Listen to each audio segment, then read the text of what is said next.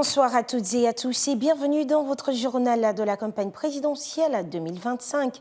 Vous le savez déjà, à mes côtés pour vous faire vivre les temps forts de cette campagne, Sabrina Kundipenda. Bonsoir Sabrina. Bonsoir Naomi, bonsoir à vous qui vous câblez chaque soir pour répondre présent à ce rendez-vous. Bienvenue et merci pour votre fidélité. Tout de suite, les titres de ce journal.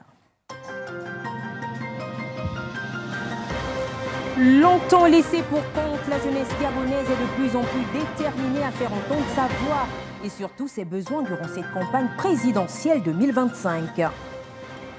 Et puis, entre rencontres, promesses et bains de foule, la campagne bat son plein dans le nord du Gabon. Nous le verrons dans ce journal.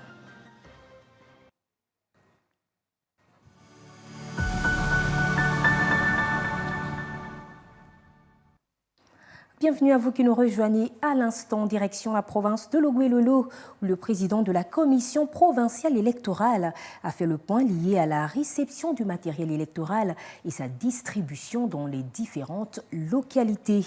Le point avec Cyril Gualekwo et Bertin Osaga.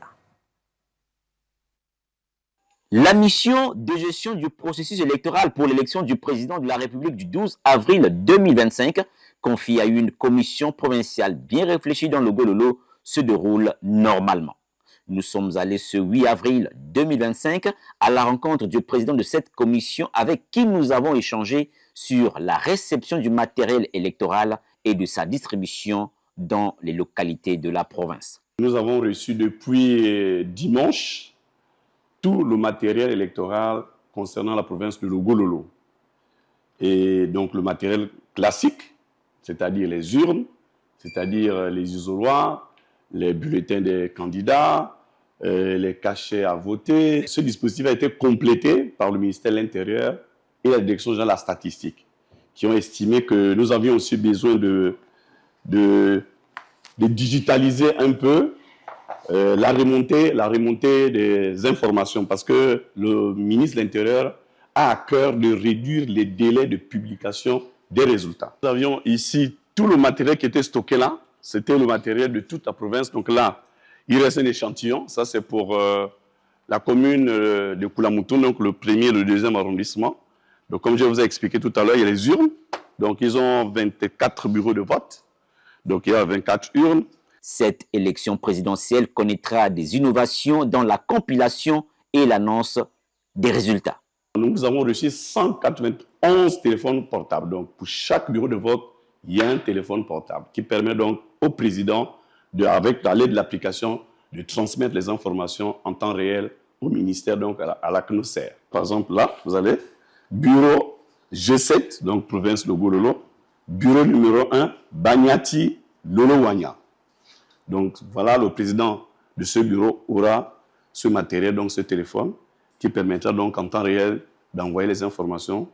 Et nous pensons que ça va beaucoup nous aider pour vraiment anticiper et de faire en sorte de réduire les délais de transmission des données. Naomi, durant cette campagne présidentielle, nombreux sont les jeunes qui expriment leurs besoins. Et cela se vérifie sur le terrain, Sabrina. Entre attentes, désillusions ou espoir, les jeunes Gabonais disent ce qu'ils attendent de ce scrutin présidentiel. Dans la province de Langounié, par exemple, les jeunes scolarisés ont relevé un nombre important de points qui devront être pris en compte par le président élu pour améliorer le système éducatif et mettre fin à l'oisivité des jeunes dans la province. Le point avec nos envoyés Fabienne Ockham et Alban Boumba.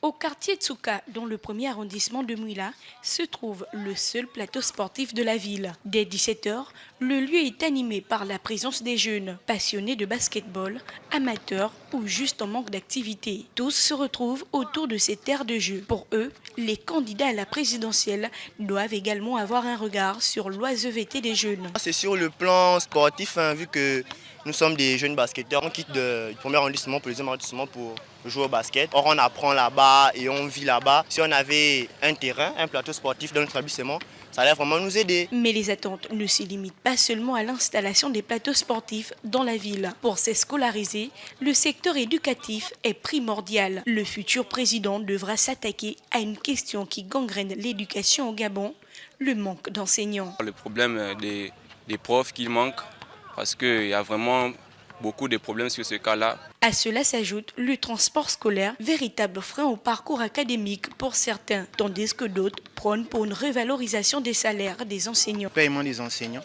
parce que je pense que les enseignants sont trop peu payés pour ce qu'ils font comme travail, parce que c'est eux qui préparent la nouvelle génération des citoyens qui arrivent. Si le président peut aménager des infrastructures d'enseignement supérieur ici en province, ça sera mieux.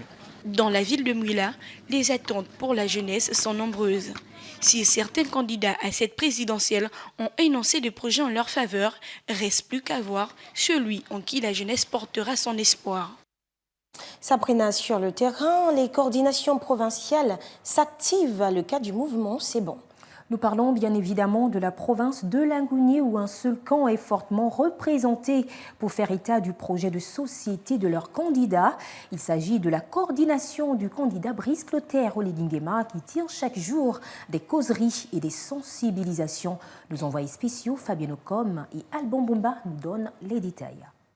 Dans la province de Langounié, c'est un déploiement massif de l'équipe de coordination qui est effectué chaque jour. De l'intérieur de la province, en passant par les différents quartiers, chaque coin est touché.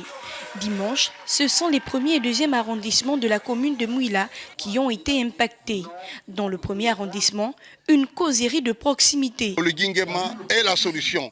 Il a la solution parce qu'il a pris l'engagement de mettre en œuvre la valorisation du lac bleu, mais aussi la mise en place d'une salle de conférence internationale, un lycée dédié aux jeunes filles du Prytanée militaire. Chez nous, on dit que la canne est sucrée à partir donc du bas. On a vu ce qu'il a fait comme œuvre, 26 000 postes budgétaires pour les jeunes. Beaucoup de travaux ont été lancés à gauche à droite. Les premiers emplois sont dédiés aux jeunes. Il y a autant de choses à dire pour la jeunesse. Je pense qu'il n'y a pas un candidat autrefois qui a fait mieux que C'est bon, comme on l'appelle aujourd'hui. Tandis que dans le 2e, c'était un rassemblement de masse pour appeler à un vote massif. Notre objectif est qu'il ne manque aucune voix, que les abstentionnistes habituels se rendent aux urnes et qu'ils accordent un vote massif à notre candidat. Des rassemblements comme cela sont observables tous les jours dans la ville de Mouila. Pourtant, force est de constater une forte absence des autres candidats. Naomi, parmi les candidats qui font également parler d'eux dans Langounié, il y a le candidat Alain-Claude Bilibinze qui vient juste de tenir un meeting dans la ville de Mouila. En effet, nous faisons un retour sur le meeting animé par Bilibinze. Entre démonstration de force et promesses clés, son discours porte sur la rupture avec l'ordre ancien. Le point avec Janisson Nguema et Alban Bumba. Le message du candidat Alain-Claude Bilibinze était si attendu que les populations de Mouila n'ont pas déserté les lieux du meeting. Ils y sont restés de 14h à 1h du matin. Et nous avons tenu le même discours de rupture et aussi d'espérance en leur proposant un projet social qui tienne compte à la fois de la question de l'emploi des jeunes, la question de l'accompagnement du 3e âge et surtout le revenu universel garanti que nous proposons à 150 000 francs CFA par mois pour les populations les plus fragiles. La question des bas salaires avec de grosses difficultés sociales a été posée. Le projet que nous proposons, c'est revaloriser les salaires, mais dans une conférence salariale entre l'État, le privé et les syndicats, et aussi au niveau du secteur public, parce qu'il y a la question du pouvoir d'achat, il va bien falloir regarder à la hausse la question des salaires. En même temps qu'on crée les conditions de l'emploi en diversifiant l'économie. Et donc c'est un système global qui tienne compte aussi de la vie de l'entreprise. Parce que l'entreprise ne peut donner que ce qu'elle a. Mais il faut l'encourager à donner davantage parce qu'elle produit davantage. Les emplois mal rémunérés font les jeux au Gabon. Ça se pose avec Olam ici à Mouila, ça se pose avec Olam à Libreville au niveau de la zone économique de Nkok. Ça se pose aussi à Port-Gentil au niveau de la sous-traitance pétrolière. Et il va falloir que le code du travail soit appliqué.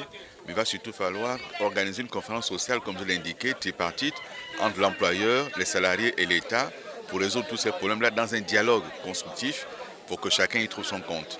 Mais il faut protéger le salarié, parce que c'est lui qui est le plus fragile face à l'employeur, tout en faisant en sorte que l'employeur ne ferme pas boutique parce qu'on aura collé trop de droits aux employés.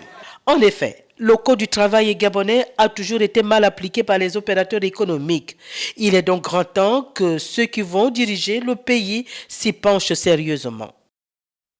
Autre étape de la campagne, c'est le candidat Billy Binze qui annonce sa présence imminente dans le G2. C'est exact, Alain-Claude Billy Binze compte se rendre dans le Haut-Ogooué cette semaine pour la clôture de sa campagne. C'est notamment ce qui ressort de l'annonce faite par son coordinateur de campagne à Franceville.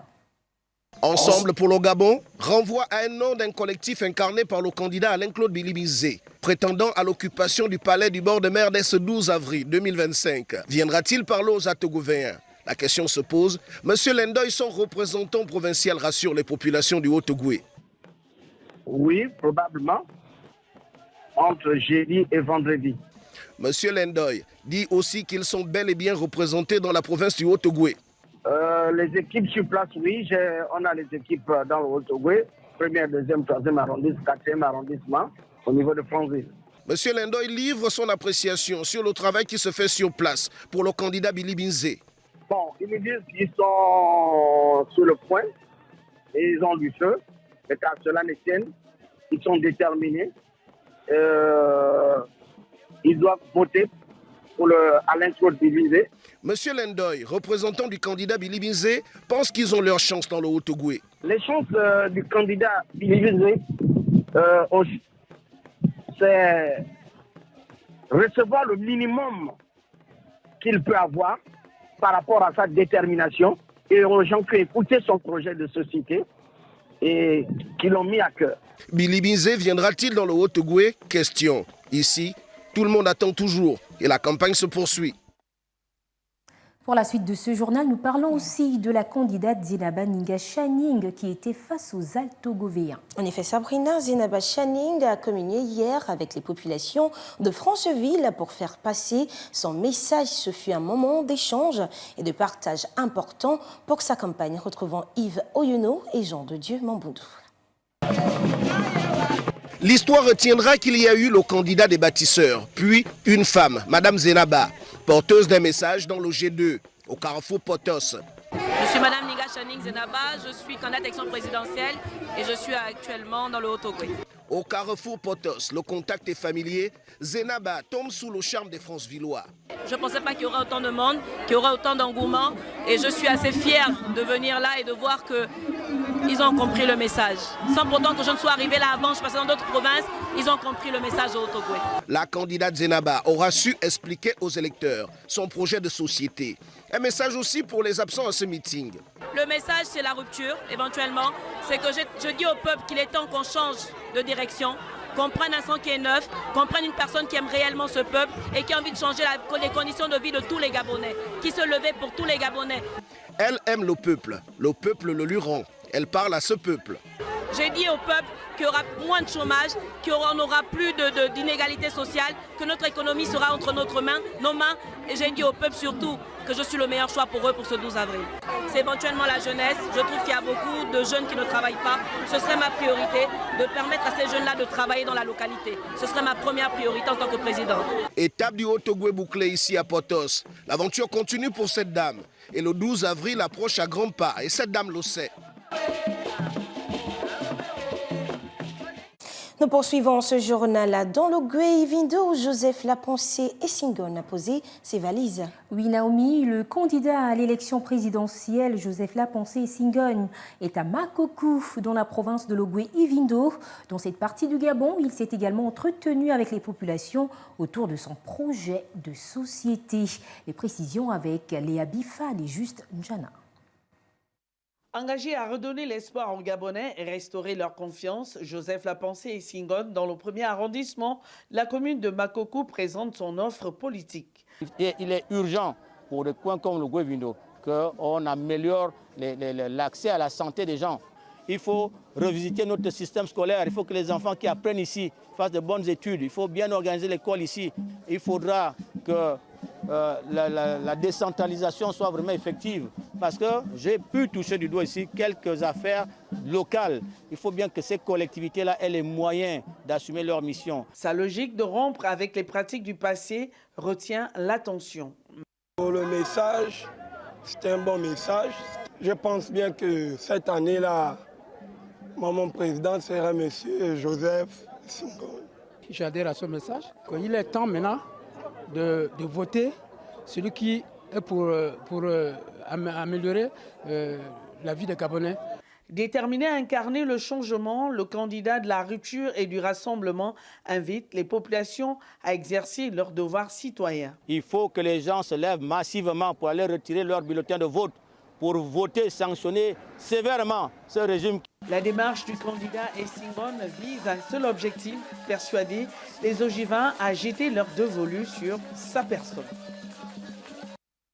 L'actualité, c'est aussi celle en lien avec le mouvement La Pensée Patriotique en campagne dans le département de la Zadi. On le voit bien, le mouvement La Pensée Patriotique occupe le terrain dans le département de la Zadi à Mekambo, dans la province de l'Ogué-Evindo. Soutien au candidat au Liguingema, ce mouvement exhorte les populations à faire le choix du renouveau avec ses bancs. Le reportage de Léa Bifan et Juste Ndjana.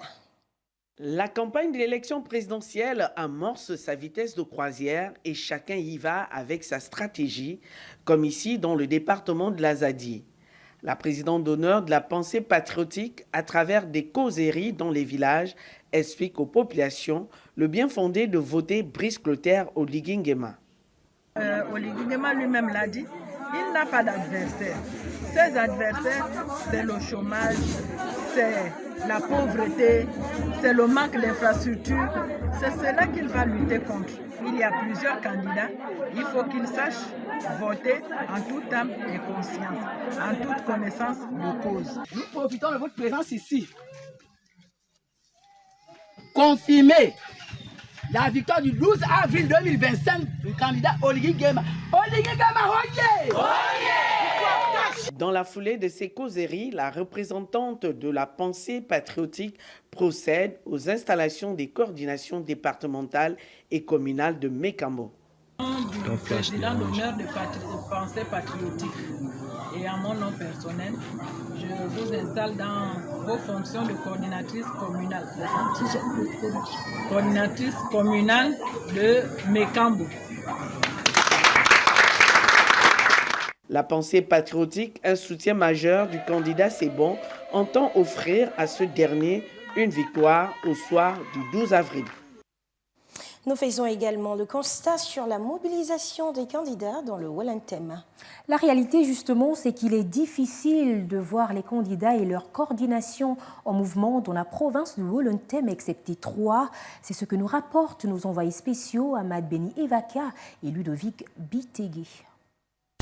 C'est une campagne présidentielle moins animée que d'ordinaire. À moins d'une semaine du scrutin, pas l'ombre des autres coordinations sur le terrain, ni de meeting des candidats ou causeries politiques, excepté les camps Seban, Iloko et Ninga. Selon certains observateurs, ils seraient jusque-là les seuls à avoir anticipé sur cette course au fauteuil suprême, ici dans la province du Wollentem. Pourtant, zone stratégique du pays, avec ses 3 frontières et ses milliers d'étendues de terres agricoles, forestières, mais aussi rocheuses, le Grand Nord semble échapper à plusieurs. Même lors des passages des présidents en lice à l'émission Un candidat, un projet, vu que nombreux d'entre eux peinent à rallier le septentrion, combien mettent en avant le fort potentiel de cette localité? Un quid qui laisse les populations dans l'obscurité. Une obscurité qu'Alain Simplice Bouinguerès tente de résoudre avec la mise en place d'éclairage public solaire annoncé sur les chaînes publiques. Je remplacerai tous les lampadaires de l'éclairage public par les lampadaires solaires. De telle sorte qu'en fait, ces 25 et 28% soient reversés dans les maisons et que je ne me retrouve plus à avoir 3 semaines de coupure de courant. Pendant ce temps, et ce depuis le lancement officiel de cette élection, les RDBistes ne cessent de multiplier les actions sur l'ensemble du territoire wollentémois au détriment d'autres coordinations, comme vu ici sur ces images aériennes. Au village Ebéni, à plus de 10 km d'Oyem, Oligui Nguema doit poursuivre les chantiers initialement lancés durant la transition. Pour sa campagne, c'était le rassemblement des bâtisseurs. Ça n'exclut personne, bien entendu, Parce que ce général, ce militaire, est un inclusiviste. En attendant, le bâtisseur en chef cette semaine, avec ses projets et son ambition de briguer un premier mandat, les 5 autres candidats et leur coordination toujours invisibles. Il y a une autre réalité observée dans la commune de Libreville. Les habitants des points kilométriques sont engagés pour 0 abstention. Oui, clairement, le 7 avril à Libreville, plusieurs habitants des quartiers PK du 3e et 6e arrondissement de la capitale gabonaise se sont réunis pour sensibiliser les leurs sur la nécessité d'accomplir leurs devoirs citoyens qu'à le vote. Pour ce faire, ces populations se sont engagées pour 0 abstention à l'élection présidentielle du 12 avril 2025. Charles Ayenoué et Alain Bakita. Inviter les habitants des quartiers PK à cheval entre le 3e et le 6e arrondissement de Libreville à accomplir leurs devoirs citoyens lors du prochain scrutin présidentiel au Gabon et soutenir la candidature de Brice Clotaire Oligui Nguema, tel était le double objectif de cette rencontre. Toutes les voix étant importantes, le message de sensibilisation sur les dangers de l'abstention a ainsi été passé. Nous avons tous un rôle à jouer. Je vous invite à ne pas laisser passer cette chance. Retirez vos cartes parce que nous avons un rôle crucial à jouer. Pas d'abstention ici au PK parce que si on fait des abstentions, ça veut dire qu'on n'aime pas notre frère, notre père, notre candidat. Nous allons aller aux urnes, nous allons donner nos voix à papa Brice Clotaire Oligui Nguema, 100%. Durant cette rencontre où des centaines de kits ont été distribués, les exhortations au vote massif ont été perçues d'un bon œil par les chefs de quartier présents. C'est pour nous la première fois que nous recevons une délégation de ce rang. Nous vous prions d'être nos fidèles interprètes auprès des plus hautes autorités de ce pays. Avec un taux d'abstention de plus de 45% lors du référendum constitutionnel du 16 novembre 2024, le dernier scrutin en date dans le pays, l'ambition de cette frange de la population est de faire mieux en termes de mobilisation afin que le Gabon reste digne d'envie et surtout crédible aux yeux du monde et des nations amies. Le but étant clairement que ce pays devienne cet édifice nouveau rêvé de tous, car pour les populations des quartiers dits des PK, l'espoir réside en Brice Clotaire Oligui Nguema. Sabrina Port-Gentil, les stratégies de séduction s'accentuent. C'est exact. Du côté de l'Ogooué-Maritime, les états-majors des candidats s'activent pour convaincre, séduire et surtout éduquer les populations sur le choix à faire pour garantir la victoire de leur candidat le 12 avril 2025. Le compte-rendu d'Andy Sonobian et Noé Zamba. Plusieurs tendances se dégagent ici à Port-Gentil depuis le début de cette campagne électorale. Si certains appellent au boycott du scrutin en s'abstenant de voter, d'autres insistent sur le respect des résultats des urnes, tandis qu'une autre tranche appelle à la mobilisation derrière leur candidat. C'est le cas de la coordination du rassemblement des bâtisseurs du 1er arrondissement qui affirme son soutien au candidat Brice Clotaire Oligui Nguema. Le 12, c'est le 12. Il s'agit pas de... Ça ne doit pas être un vain slogan. Le 12, c'est le 12, c'est-à-dire que c'est le jour de l'élection. Et la première chose à faire au préalable, c'est d'aller retirer sa carte d'électeur, de montrer sa volonté d'aller voter pour le candidat qu'on a choisi. En l'occurrence, celui du candidat Brice Clotaire Oligui Nguema. Pour le candidat indépendant Joseph Lapensée et Singone, le message est clair pour les Port-Gentillais. Rompre avec les vieilles habitudes et donner une chance au Gabon de se réinventer avec lui en tant que chef d'État. Je veux restaurer l'autorité de l'État. Je veux accélérer les efforts faits en matière de décentralisation et de déconcentration. Je veux améliorer notre système éducatif. Je veux améliorer le système de santé. Il faut améliorer le cadre de vie des Gabonais. Regardez Port-Gentil. Loin de soutenir un camp ou un autre, les sages de la région, eux, appellent les différents candidats au respect des résultats des urnes. Nous voulons élire un seul président. Nous voulons que le meilleur gagne. C'est ce que nous attendons de la population, qu'il y ait le calme dans tous les lieux et sur toutes les couches. Voilà pourquoi le Conseil communal des sages se lève pour appeler à l'apaisement. Ici à Port-Gentil, on assiste véritablement à une campagne électorale qui donne la chance aux candidats de passage dans la localité l'opportunité de charmer les électeurs en vue d'une victoire au soir du 12 avril 2025. À toutes et à tous, place au rappel des titres de ce journal de la campagne. Nous l'avions vu, la jeunesse gabonaise est de plus en plus déterminée à faire entendre sa voix et surtout ses besoins durant cette campagne présidentielle 2025. Et puis, entre rencontres, promesses et bains de foule, la campagne bat son plein dans le nord du Gabon.